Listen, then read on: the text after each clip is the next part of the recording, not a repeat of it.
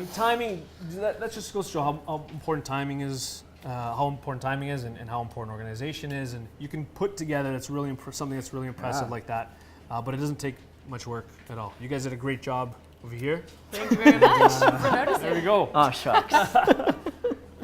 Awesome. All right, so Thomas is going to show us one of his favorite recipes in a couple seconds.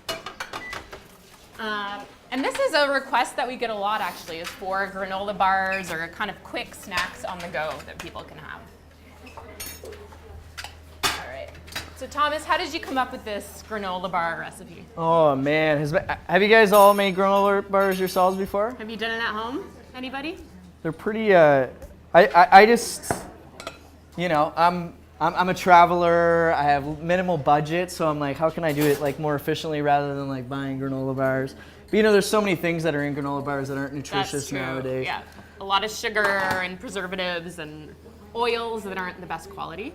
Totally. And for me, what I did is I just started finding things, and like, actually they asked me, they said, hey, Thomas, send us your recipe. I sent them a list. No amounts. It was just No directions. oats, flaxseed. Because I was like, I don't know. I'm just going to put a little bit of this in there, make it work. It doesn't turn out, you know. I love that. Feed it to the dog. It's all nutritional, right? Dog treats. There you go. Awesome. Yeah, and it's actually pretty easy to assemble together, even without the measurements. But we gave you guys the measurements, just in case. But a great recipe. So why don't you walk us through it? All right. So don't judge my we'll find out how this is going to turn out, right? So I'm literally a trial and error guy. This could completely turn out wrong. So there we have oats or premixed granola. You can Yep. even You can bake the oats, or you can just get it's easy just to get the premix. That's what I did. But you mixed it in here, right? yeah. Cool. Yeah. So there's some mix there. And then we got some pumpkin seeds. Do you guys like pumpkin seeds? Yes. Awesome. Pretty fantastic. What do we got here? Sunflower seeds. Really good. Lots of seeds. I like my seeds. Yeah, lots of Yeah, seeds. you're getting lots of vitamin E, some more antioxidants packed into these bars, which is great. This is flax. Flax is really good for you. Absolutely. High in omega-3 fatty acids, lowers inflammation. And both the flax and the Should I oats put the all in here? have something Put called half of that. lignans. And lignans actually, they act almost like an estrogen, which you might think, oh, maybe not a good thing in terms of cancer risk. But lignans that are found in whole grains as well as flax have some evidence behind them for helping to lower the risk of hormone-related cancers.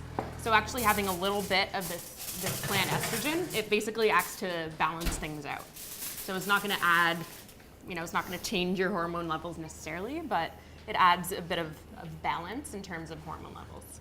And this is cool too, a little concoction here. You can either use peanut butter, almond butter. Also, you can use honey or guava. I use guava sometimes. Have you guys used that before? What's the... Agave? Agave. Yeah. Oh, wrong word. I was like, guava.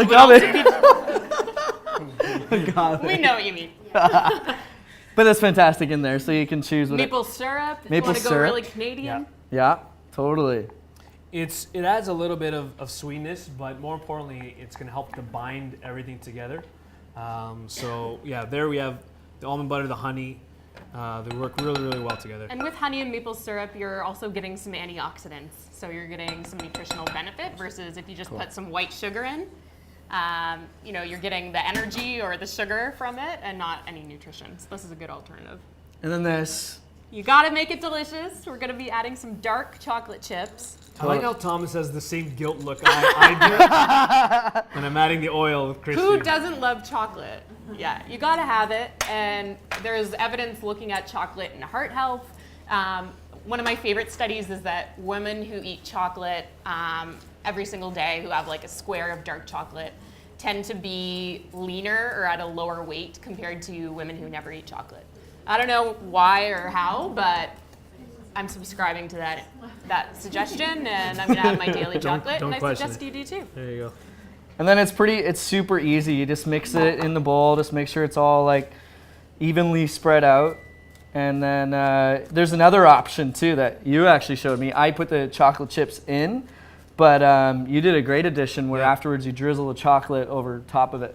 Yeah. Right? Did you do it afterwards? Yeah. I'll actually show you here. Yeah. And so, Thomas, we're gonna put it in a baking tray, and then how long? That takes about about 20 minutes. About 20 minutes, yeah. Yeah, so 350 degrees for about 20 minutes.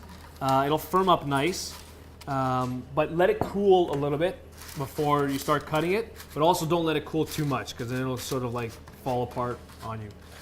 And yeah, you want to evenly displace it too, so when it does freeze and stuff like that, then... Foolproof, really easy to do, which I love, and tastes delicious. And this, I mean, you can store this even in your freezer. Oh yeah. But that's it. So that's our last recipe. These are the Mr. Ballsy bars, and I want to thank Thomas for coming out today.